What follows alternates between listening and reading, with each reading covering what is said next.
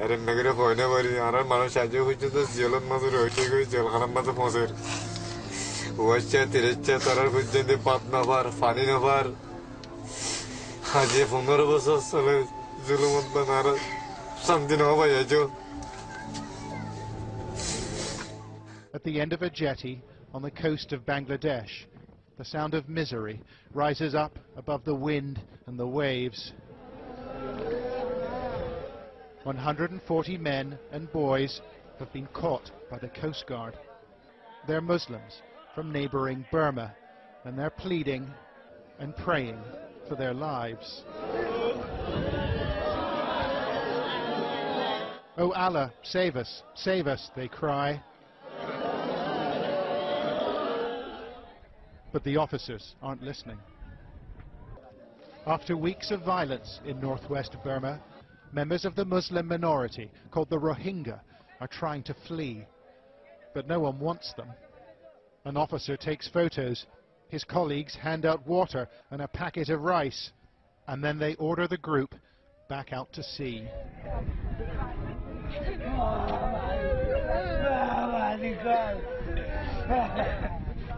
Their boats are leaking and they're badly overloaded. But it's not the voyage these men fear most. It's returning to Burma. "They'll kill me," says this man. An officer from the Coast Guard replies, "Allah will save you. Now go back." In Burma's Rakhine state, the fires have been burning for weeks. Homes have been razed and lives taken by hate-filled mobs. Ethnic Buddhists and the minority Muslims blame each other for the violence, but the facts are hard to come by. International NGOs have pulled their staff out, too dangerous, they say, while Burma's government won't let independent observers in. Right now, the situation we're looking at right now on the ground is it's very, very difficult to get an accurate picture of what's actually going on. Information is scarce, but our camera team found people willing to talk.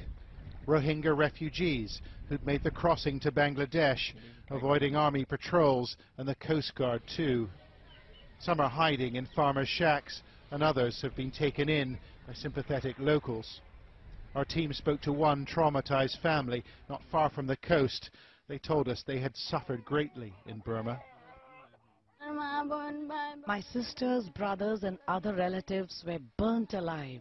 They burnt my own children. We couldn't bear it anymore, so we came to Bangladesh.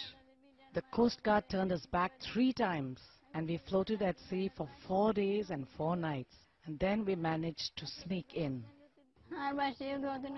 3 of our children were burnt to death in Burma. Another 2 died in the boat getting here." Like other Rohingya refugees, members of this family told us that policemen and members of the military in Burma took sides, participating in attacks on Muslims.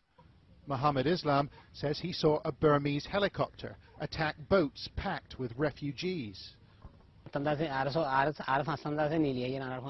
There were 3 boats together when we set off, and another 3 followed us. The 3 boats that lagged behind were attacked by a helicopter and caught fire. He thinks almost 50 people were killed, although Burma has denied the allegation. The helicopter was circling in the sky.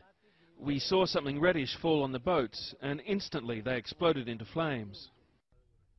300,000 Rohingya already live in Bangladesh, many in this desperately overcrowded refugee camp. And the government here says it won't take any more. The Rohingya are Burma's problem. But some have made it through, like these famished refugees eating rice on the floor of our team's hotel room. Everyone wants to take shelter in Bangladesh, but they can't get in. The police are everywhere. Mr. Shakur painted a distressing picture of his hometown, of residents and neighbours consumed by hate and bloodlust. They slashed our children. They put a sharp sword on the ground. They held infants above the sword and let the infants fall on it. They killed the babies that way. Did you see this happen? We asked him. Yes, I did.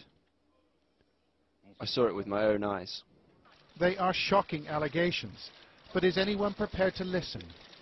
Burma's opposition leader, Aung San Suu Kyi, was feted in Europe for her stand against the country's military leaders, but she chose not to speak up for the Rohingya last week.